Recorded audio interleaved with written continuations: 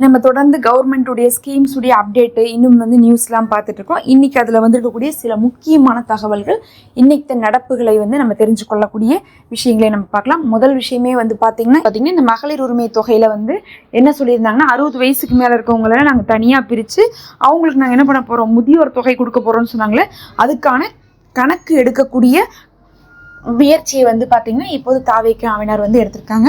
அது எத்தனை பேர் வருவாங்க, எப்படி கொடுக்கலாம் அப்படிங்கக்கூடிய ஒரு பேச்சு போயிட்டு இருக்குது. அடுத்து அந்த வேலையும் தொடங்க போகுது.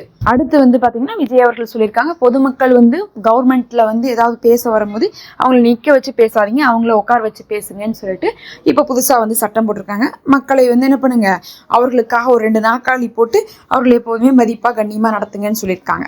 அடுத்து பார்த்திங்கன்னா டாஸ்மார்க் பார்த்திங்கன்னா விற்கக்கூடியது டைம் எல்லாம் மாற்றிருக்காங்க. அது மட்டும் இல்லாமல் டாஸ்மார்க் வாங்க வர்றவங்க 18 வயசுக்கு கீழே இருந்தால் யாருக்கும் கொடுக்காதீங்க அப்படிங்கிற மாதிரி சொல்லியிருக்காங்க.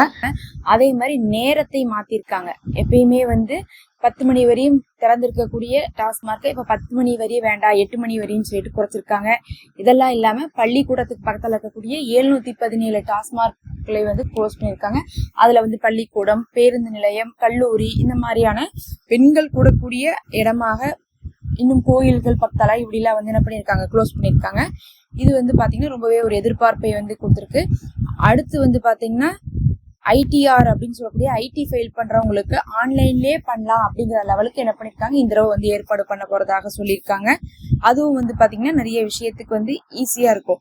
ஏன்னா ஒவ்வொரு வேலையும் ஆஃப்லைன்ல பண்றது கஷ்டம், ஆனால் ஆன்லைன்ல பண்றது உங்களுக்கு பார்த்தீங்கன்னா செலவும் இருக்காது, அலைச்சலும் இருக்காது. நம்ம டைமுக்கு நம்ம ராத்திரிக்கு பகல்ல கூட பண்ணிக்கலாம். அடுத்து பார்த்தீங்கன்னா நீட் தேர்வு என்னாச்சுன்னா ரத்தாச்சு. காரணம் என்னன்னா ஏதோ ஒன்று கொஸ்டின் பேப்பர்ல லீக் ஆயிடுச்சுன்னு ரத்தாச்சா.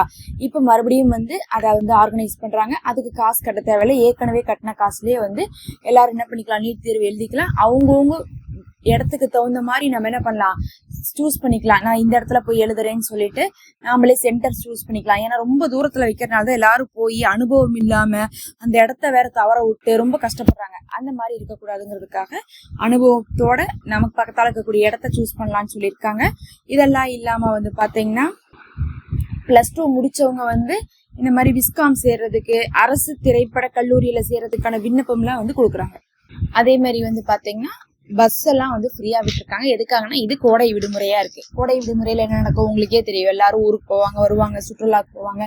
இதெல்லாம் இல்லாம ரொம்ப முக்கியமாக முகூர்த்த நாட்கள்லாம் வந்துடும். இந்த சமயத்துலதான் அதிகமா ஃபங்க்ஷன் வைப்பாங்க. அதனால பாத்தீங்கன்னா பேருந்துகள் கம்மியா இருக்குதுங்கிறதுனால முக்கியமான மாநிலங்களுக்கு நிறைய பேருந்துகளை விட்டுருக்காங்க. எப்பயும் இயக்கிறத விட அதிகமான தடவை போயிட்டு வர மாதிரியும் ஏற்பாடு பண்ணியிருக்காங்க. இது கோடை காலத்துல ரொம்ப அவசியம். கோடை காலம் இன்னும் இந்த நோன்பு நொடிகள் நாட்கள்லாம் வருது பாருங்க, அப்ப எல்லாம் ரொம்ப அவசியம். அது தமிழ் ஃபங்க்ஷனா இருக்கலாம், இல்ல மொழி சார்ந்த விஷயம், கலாச்சாரம் சார்ந்த விஷயம், மதம் சார்ந்த விஷயமா இருந்தாலும் சரி, எல்லாத்துக்குமே இந்த பஸ் விடுறது, பேருந்துகளை அதிகமா பண்றதுங்கிறது அவசியம். அதை என்ன பண்ணிருக்காங்க, இப்ப அறிவிப்படுத்திருக்காங்க. இந்த மாதிரி சில விஷயங்களை எல்லாத்தையும் என்ன பண்ணிருக்காங்கன்னா இந்த தடவை நடைமுறைப்படுத்திருக்காங்க. அடுத்து பாத்தீங்கன்னா நமக்கு இப்ப டிவிக்கே ஆட்சி அமைத்ததுல இருந்து யாருக்கு எந்த துறை ஒதுக்கிடுறாங்க அப்படிங்கிறது தெரிஞ்சுக்கணுங்கிற ஒரு ஆவல் இருக்கும் எல்லாருக்குமே.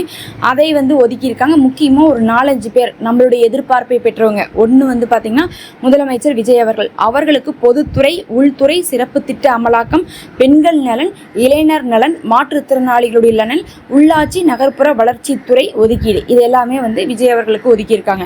அடுத்தது ஆதவ் அர்ஜுனாவுக்கு பாத்தீங்கன்னா பொதுப்பணி, நெடுஞ்சாலைகள், சிறு துறைமுகங்கள், விளையாட்டு மேம்பாட்டு துறையாக ஒதுக்கி இருக்காங்க.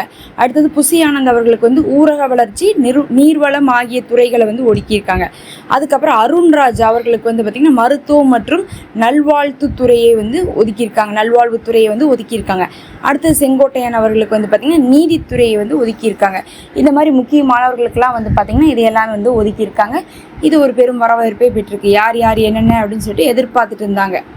அடுத்தது பாத்தீங்கன்னா +2 தேர்வுல தோல்வி அடைந்திருப்பாங்கல்ல, அதாவது ஃபெயில் ஆயிருப்பாங்கல்ல, அவர்களுக்கு சிறப்பு வகுப்பு நடத்த சொல்லியிருக்காங்க. ஏன்னா +2 பாஸ் ஆனாதான் அவங்க காலேஜ் போக முடியும். இல்லாட்டினா அவ்வளோதான், +2ஓட என்ன பண்ணுவாங்க, பெண்கள் வீட்டிலே நின்றுவாங்க, வேலைக்கு போயிடுவாங்க, திருமணம் ஆயிரும். ஆண்கள் அப்படியே என்ன பண்ணுவாங்க, ஏதோ ஒரு வேலைக்கு போயிடுவாங்க. +2ல போய் வெளியே வேலைக்கு போறவங்க படிச்ச வேலைக்கு போக மாட்டாங்க. ஏதோ ஒரு சாதாரண வேலைக்கு போய் அவங்களுடைய நிலைமை ஒரு பெருசா முன்னேற மாதிரி இருக்காது. அதனால அவங்கள அதுல பாஸ் பண்ண வச்சு அவர்களை மேல்நிலை பள்ளிகளுக்குலாம் மேல்நிலை படிப்புக்கு கொண்டு போகணுங்கிறதுக்காக வந்து ரீ எக்ஸாமு, ரீடெஸ்ட்டு, அதுக்காக டியூஷனு இதெல்லாம் வந்து ஸ்பெஷல் கிளாஸ்லாம் வைக்க சொல்லியிருக்காங்க. இது வந்து ரொம்ப அவசியம்தான். கண்டிப்பாக வந்து ப்ளஸ் டூவில் இருந்து ஃபெயில் ஆனவங்களுக்கு இது வந்து யூஸ்ஃபுல்லாக இருக்கும். இதையும் வந்து இன்றைக்கி அறிவிச்சிருக்காங்க. இதெல்லாம் தான் இப்போ வந்து முக்கியமான தகவல்களாக இருக்குது.